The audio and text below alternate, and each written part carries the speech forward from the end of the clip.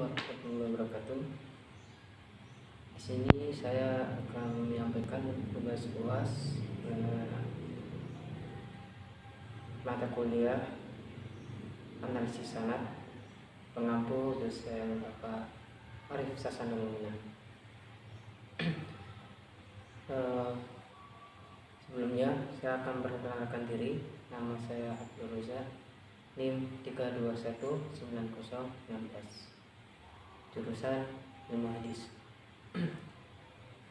Sini saya akan menjelaskan di bab pertama, yaitu tentang prinsip-prinsip ilmiah dalam penelitian sanad dan matan. Langsung saja penjelasannya. Yang pertama yaitu bagaimana hadis diriwayatkan. Nah, salah satu makna etimologis hadis adalah al-khabar atau informasi. Makna etimologis ini erat kaitannya dengan substansi makna terminologisnya.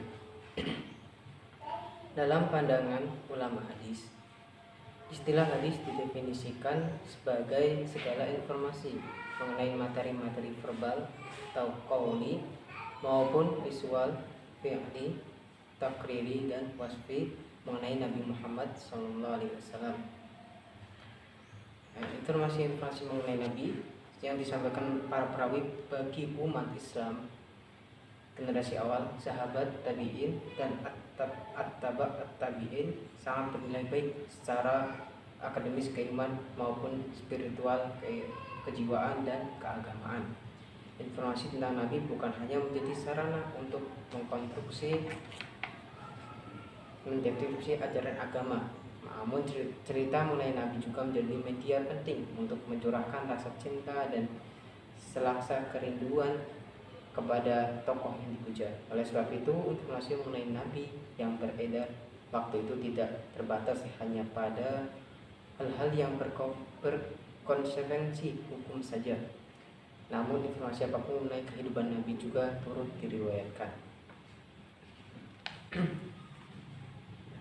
Terdapat 3 tahapan yang perlu diperhatikan dalam menelusuri perkembangan penggunaan isnad dalam proses penginformasian diri dan kehidupan Nabi. 3 tahap tersebut adalah: yang pertama, awal mula pemakaian isnad dan perawi hadis.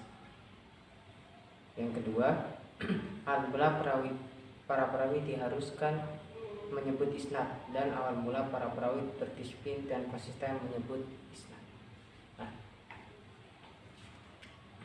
sahabat Anas berkata, "Demi Allah, tidak semua yang kami informasikan kepada kalian mengenai Rasulullah adalah kami dengar langsung dari beliau.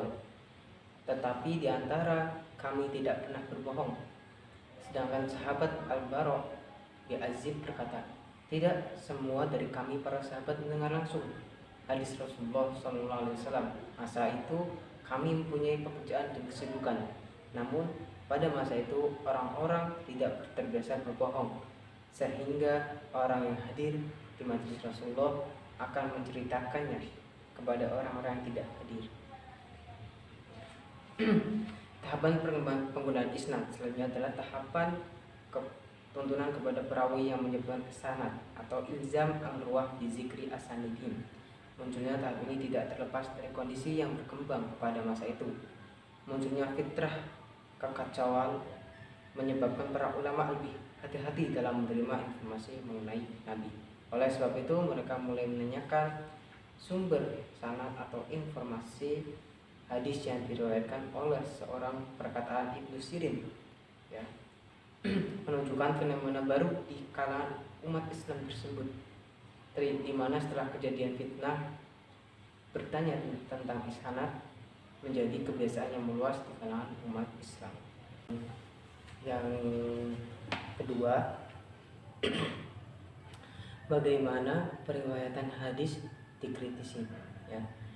Nalar autentifikasi atau al-aql al-tawthiki, muhaddisun bekerja pada area penyeleksian informasi historis, khususnya informasi tentang diri, perilaku dan kehidupan Nabi Muhammad SAW yang realitasnya sudah terjadi pada masa lampau.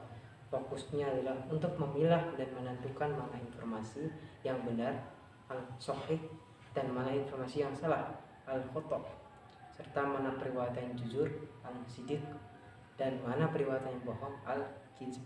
Nah, di bagaimana periwayatan hadis di krisi itu ada pembagian, yaitu yang pertama metode nalar logis. Layaknya informasi al-kalam al-kabari, sebuah hadis mempunyai potensi sesuai realita atau valid atau menyalahi realita falaksios. Salah satu tujuan dan fungsi dari ilmu mustahalah al-hadisadah adalah untuk mengantisipasi supaya tidak terjadi kekeliruan dalam periwayatan segala informasi mengenai Nabi. Nah, ini terbagi menjadi 3. Yang pertama, kritik proses transmisi naqad al-riwayah. Yang kedua, kritik informan naqad al-ruwah. Yang ketiga, kritik informasi naqad al-marwiyat. Yang pertama, kritik proses transmisi ya. Salah satu aspek diperhatikan pada diri informan untuk keperluan mendapatkan informasi yang akurat adalah bagaimana cara materi informasi itu diperoleh, kapan dan di mana. Apakah informasi tersebut diperoleh langsung dari sumber atau melalui perantara, dan bagaimana informasi itu diinformasikan dalam ilmu hadis. Dan aspek ini dinamakan turuq al-riwayah. Nyatanya yaitu kritik informan naqad al-riwayah. Kredibilitas informan merupakan faktor penting dalam proses informasi. Tingkat kredibilitas informan dapat dijadikan pertimbangan untuk menentukan tingkat akurasi redaksi dan kesesuaiannya dengan fakta. Yang ketiga, kritik informasi. Para ahli hadis tidak hanya menganalisa para informan dan proses informasi saja untuk menentukan keautentikan hadis. Ahli hadis juga sangat memperhatikan aspek al-marwiyat. Redaksi dan isi matan hadis berupa berikut ini akan dipaparkan metode muhaddisun dalam praktik matan, baik redaksinya maupun substansinya.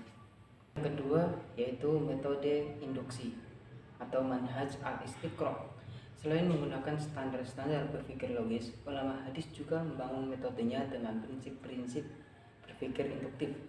Bagi peneliti hadis, termasuk para ahli hadis klasik, data-data yang terkumpul baik dalam bentuk matan maupun sanad dianggap bersifat historis, merekam realitas yang sudah terjadi pada masa lalu dan tidak mungkin realitas tersebut terulang kembali. Nah, yang antara itu tentang mengomentari hadis ya. Karena Nabi sallallahu alaihi wasallam idza kharaja min khala'i qala ghufranaka, itu Nabi Muhammad sallallahu alaihi wasallam apabila keluar dari tempat buang air mengatakan ghufranaka. Imam Tirmizi yang meriwayatkan dengan jalur sanad Muhammad bin Ismail al-Bukhari, Malik bin Ismail, Israil bin Yunus, Yusuf bin Abi Burdah, Amir bin Abdullah bin Qais, Aisyah. Nabi sallallahu alaihi wasallam menyimpulkan ya, ini adalah hadis berkualitas hasan gharib. Saya tidak mengetahuinya kecuali melalui Israil dan Yusuf bin Abi Burdah. Nama Abu Burdah bin Abi Musa adalah Amir bin Abdullah bin Qais al-Asy'ari, dan hadis menceritakan ini tidak keluar dari Al-Qala, hanya diriwayatkan dari Aisyah dari Nabi sallallahu alaihi wasallam. Metode komparasi ya. Manhaj al-muwazanah wa al-muqaranah. Metode komparasi merupakan metode paling penting dan paling banyak digunakan dalam proses analisa hadis, baik aspek sanad maupun matan. Muhammad Mustafa Al-Azam mengatakan, as far as it's concerned, the creation of the next, or in other words, documents, there were several methods, but almost all of those methods might be brought under the broad heading of comparison or cross question and cross reference, by gathering all the related material or see all the ahadith concurrent, comparing them carefully with each other, One judges the accuracy of the scholar. Di situ aplikasi metode ini adalah dengan cara membandingkan dua kesimpulan atau lebih yang diperoleh dari proses induksi. Menurut Al-Naif Biqai terdapat 4 area yang menjadi medan kerja metode ini dalam penelitian hadis. Kesimpulannya adalah ya, jadi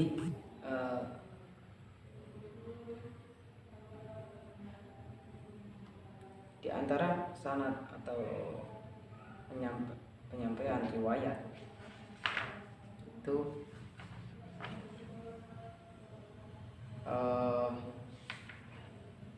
membandingkan ragam redaksi sebuah matan hadis ya, untuk mengidentifikasi terjadinya kesalahan periwayatan ya, al-khata', yaitu baik dalam bentuk makhluk, mudraj, mushahhah, muharraf maupun mudharib. Riwayat yang keliru kemudian diistilahkan dengan syadz atau munkar. Riwayat yang benar disebut dengan mahfudz atau ma'ruf ya. Membandingkan periwayatan seorang perawi dengan periwayatan perawi lain yang masyhur kesikohannya, ini dilakukan untuk mengetahui tingkat keakuratan periwayatan atau al-dhab perawi yang sedang diuji. Itulah kesimpulannya. Hanya ini dapat kami sampaikan, semoga bermanfaat. Kurang lebihnya kami mohon maaf. Wassalamualaikum warahmatullahi wabarakatuh.